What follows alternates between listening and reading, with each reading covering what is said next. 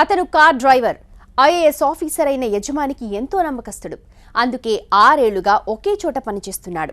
అలాంటి వ్యక్తి దారుణ హత్యకు గురయ్యాడు. దర్యాప్తులో నిప్పులాంటి నిజం బయటపడింది. డ్రైవర్ హత్య వెనుక ఐఏఎస్ సుపుత్రుడి నిర్వాకం బయటపడింది. అతన్ని అరెస్ట్ చేశారు పోలీసులు. మరి దారి తప్పిన కొడుకును సదరు ఐఏఎస్ దండించాడా? కూపీ లాగితే సంచలనం రేపిన కార్ డ్రైవర్ నాగరాజు మర్డర్ కేసులో సదరు ఐఏఎస్ లింకుల డొంక కదిలింది. ఇది హైదరాబాద్ యూసఫ్గూడ సాయి కళ్యాణ్ అపార్ట్మెంట్. ఈ నెల 17న ఈ అపార్ట్మెంట్లోని 5వ అంతస్తు టెర్రస్ పై ఓ హత్య జరిగింది. నాగరాజ్ అనే కార్ డ్రైవర్ ను ఇక్కడే దారుణంగా మర్డర్ చేశారు. మద్యం తాగి హత్యకు పాల్పడిన ఆనవాళ్లున్నాయి. గుట్టు చప్పుడు కాకుండా శవాన్ని తరలించే ప్రయత్నాలు జరిగినట్టు సీన్ ఆఫ్ అఫెన్స్ ను బట్టి స్పష్టంగా తెలుస్తోంది.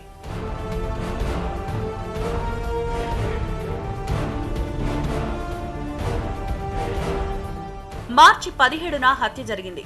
ఇది క్లియర్. మర్నాడు అంటే మార్చి 18న శవాన్ని తరలించే క్రమంలో నిందితుల ఆట కట్టయింది.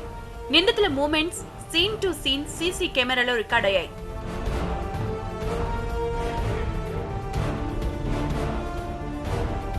హత్య జరిగిన తర్వాత 24 గంటల వరకు ఈ విషయం బయటికి పొక్కలేదు.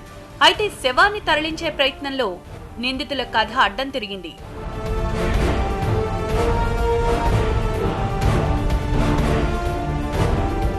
హతుడు నాగరాజని పోలీసులు నిర్ధారించారు. బంధువులు కూడా అతన్ని గుర్తుపట్టారు. విచారణలో భాగంగా నాగరాజు డెడ్ బాడీని పోస్ట్ మార్టంకు తరలించారు పోలీసులు. స్పాట్లో కీలక ఆధారాలను కూడా సేకరించారు. సీసీటీవీ ఫుటేజ్ ఆధారంగా నిందితులెవరో తెలిసి ఖాకీలే షాక్ అయ్యారు. ఓ నిండు ప్రాణాన్ని బలి తీసుకున్నాననే పశ్చాత్తాపం ఏ మాత్రం కూడా కనిపించని ఈ వ్యక్తి Venkata Sukruth, son of DV Rao, D Venkateswararao IAS. కూపి లాగితే వెంకట సుకృత్ వికృత వేషాలు ఒక్కొక్కటిగా వెలుగులోకి వస్తున్నాయి. ఐఏఎస్ వెంకటేశ్వరరావు అగ్రికల్చరల్ డిపార్ట్మెంట్లో జాయింట్ డైరెక్టర్. ఈయన భార్య అడ్వకేట్. అయితే విడాకులు తీసుకుని ఇద్దరు వేర్వేరుగా ఉంటున్నారని తెలుస్తోంది. వెంకట సుకృత్ తల్లితో ఉంటున్నాడు. ఆవిడ దగ్గరే నాగరాజు కొన్నాళ్లుగా కార్ డ్రైవర్గా పనిచేస్తున్నాడు. ఈ నెల 17న ఎప్పట్లాగే నాగరాజు డ్యూటీకొచ్చాడు. రాత్రి పార్టీ ఉందన్న సుకృత్ నాగరాజును తన వెంట తీసుకువెళ్లాడు. ఇద్దరూ యూసఫ్గూడలోని సాయి కళ్యాణ్ అపార్ట్మెంట్ టెర్రస్ పైకి వెళ్లారు. నిజానికి వీళ్ళిద్దరికీ ఈ అపార్ట్మెంట్తో ఏమాత్రం సంబంధం లేదు. ఇక్కడ రద్దీ ఉండదని పసిగట్టారు. వాళ్లనుకున్నట్టే ఎవరూ వాళ్లను గమనించలేదు. ఇద్దరూ మద్యం సేవించారు. కారణాలేంటో గాని తాగిన మైకల్లో తగువ పడ్డారు. కట్ చేస్తే నాగరాజు మర్డర్ అయ్యాడు. సుకృత్ స్పాట్ నుంచి ఇంటికెళ్లాడు. తమ టెర్రస్ పైన హత్య జరిగిందని అపార్ట్మెంట్ వాసులు పసిగట్టలేదు. 24 గంటల తర్వాత మార్చి 18న సుకృత్ అతని ఫ్రెండ్స్ గప్చుప్ గా అపార్ట్మెంట్లోకి ఎంట్రీ ఇచ్చారు. శవాన్ని తరలించే క్రమంలో అడ్డంగా బుక్కారు. హత్య చేయడం ఎంత నేరమో ఆ నేరాన్ని కప్పిపుచ్చే ప్రయత్నం చేయడం, అందుకు సహకరించడం కూడా అంతే నేరం. సంచలన రేపిన కార్ డ్రైవర్ మర్డర్ కేసులో మరో ట్విస్ట్ వెలుగు చూసింది. ఈ కేసులో ఐఏఎస్ డి వెంకటేశ్వరరావు ప్రమేయం కూడా ఉందన్న కోణంలో పోలీసులు దర్యాప్తు చేపట్టారు. అగ్రికల్చర్ జేడీ డి వెంకటేశ్వరరావును కూడా అదుపులోకి తీసుకున్నారు. నాగరాజు హత్య కేసులో ఐఏఎస్ డి వెంకటేశ్వరరావు రోల్ ఏంటన్నది సంచలనంగా మారింది.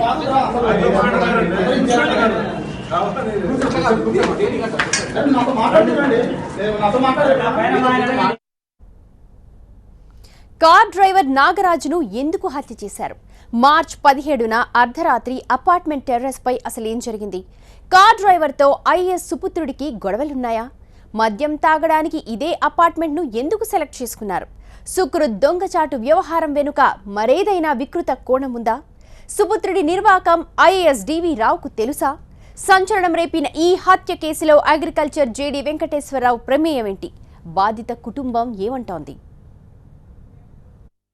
హత్యకు గురైన నాగరాజుది సూర్యాపేట జిల్లాలోని దుబ్బాతాండ. ఉపాధి కోసం హైదరాబాద్ వలసొచ్చి భార్యా పిల్లలతో జవహర్ నగర్లో ఉంటున్నాడు. గత 6 ఏళ్లుగా ఐఏఎస్ వెంకటేశ్వరరావు భార్య దగ్గర కార్ డ్రైవర్గా పనిచేస్తున్నాడు నాగరాజు. ఈ నెల 17న ఎప్పట్లానే డ్యూటీకి వెళ్లాడు. కానీ ఎప్పట్లా ఇంటికి రాలేదు. కంగారు పడి ఫోన్ చేస్తే phone switched off.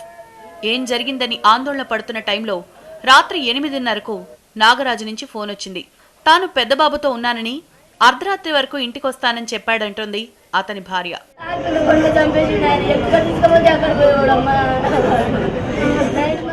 IAS officer Venkateswararao భార్య దగ్గర తన భర్త ఎంతో నమ్మకంగా డ్యూటీ చేసేవాడని వాపోయింది నాగరాజు భార్య. పెద్దబాబు వెంకట్ సుకృత్తో ఉన్నానని మార్చి 17న రాత్రి 8:30కు తనతో మాట్లాడాడని చెప్పింది. ముమ్మాటికి వెంకట్ సుకృతే తన భర్తను చంపాడని కన్నీరు మున్నీరైంది.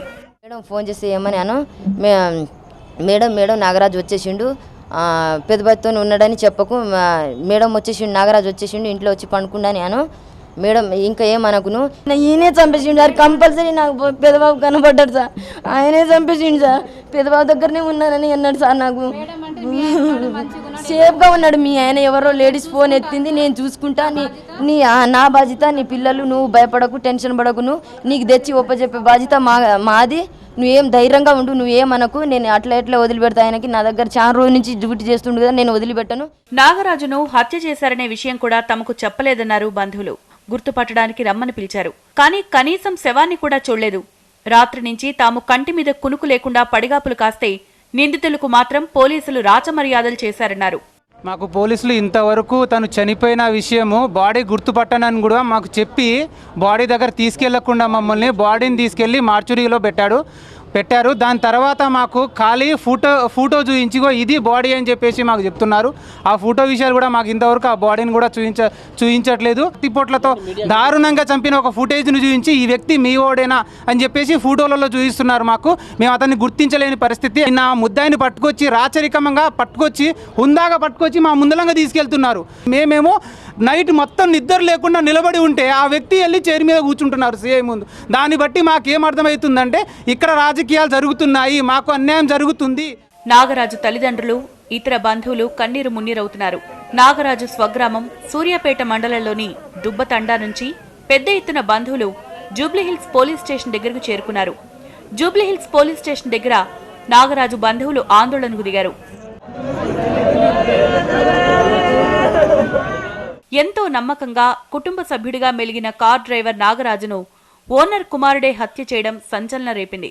తాగిన మైకంలోనే ఈ దారుణం జరిగిందా, లేక సుకృత అకృత్యాలకు నాగరాజు బలైపోయాడా అనే అనుమానాలు వ్యక్తమవుతున్నాయి. మరి ఈ కేసులో పోలీసుల వెర్షన్ ఏంటి?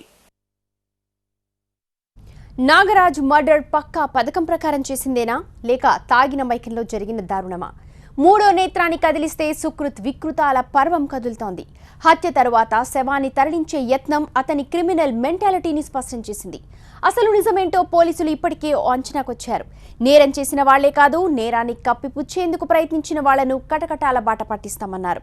అలాంటి యత్నం చేసిందెవరు? బతుకు తెరువు కోసం పొట్ట చేతపట్టుకొచ్చిన నాగరాజు దారుణ హత్య సంచలనం రేపింది.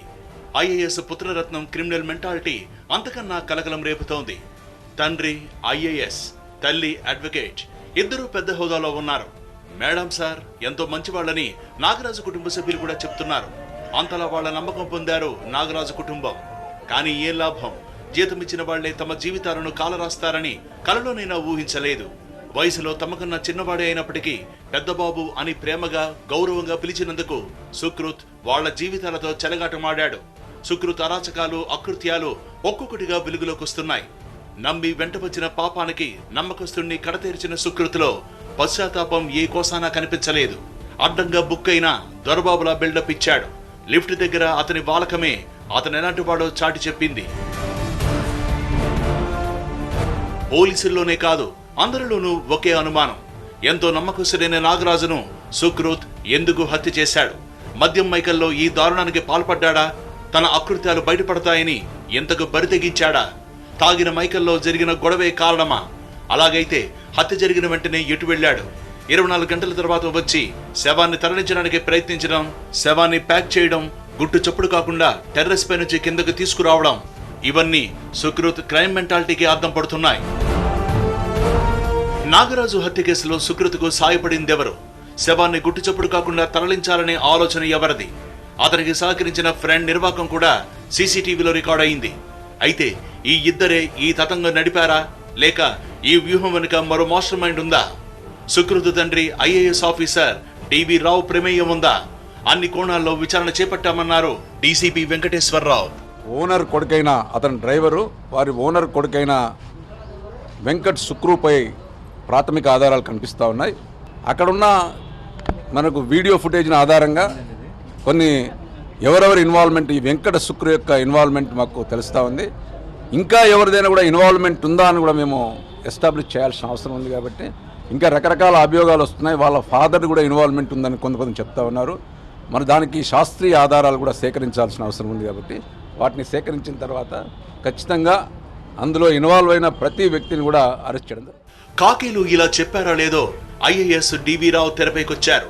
విచారణ కోసమంటూ కాకి సర్క్యూట్లోకి ఎంట్రీ ఇచ్చారాయన. మెట్ల మీద సార్వారు ఇలా కులాసాగా కనిపిస్తే అతని సుపుత్రుడు మరో నిందితుడితో కలిసి ఇలా ఫ్యాన్ కింద సేద తీరుతూ కనిపించారు. సుకృత్ అకృత్యాలే నాగరాజును బలి తీసుకున్నాయా? పుత్రుడికి ప్రేమతో అంటూ సుకృతును కాపాడేందుకు ఐఏఎస్ డివి రావు తన మెదడుకు పదును పెట్టారా? అనుకున్నదొక్కటి ఆయనదొక్కటి అన్నట్టు తండ్రి కొడుకుల వ్యూహం బెడిసికొట్టిందా? హత్య కేసులో సుకృతి నిందితుడైతే అతన్ని కాపాడే యత్నంలో డివి రావు చిక్కులు పడ్డారా? నిజానిజాలేంటో త్వరలోనే తేలుస్తామన్నారు పోలీసులు. నిందితులపై చట్ట ప్రకారం చర్యలు తీసుకోవడం సహా నాగరాజు కుటుంబానికి న్యాయం జరిగేలా చేస్తామన్నారు.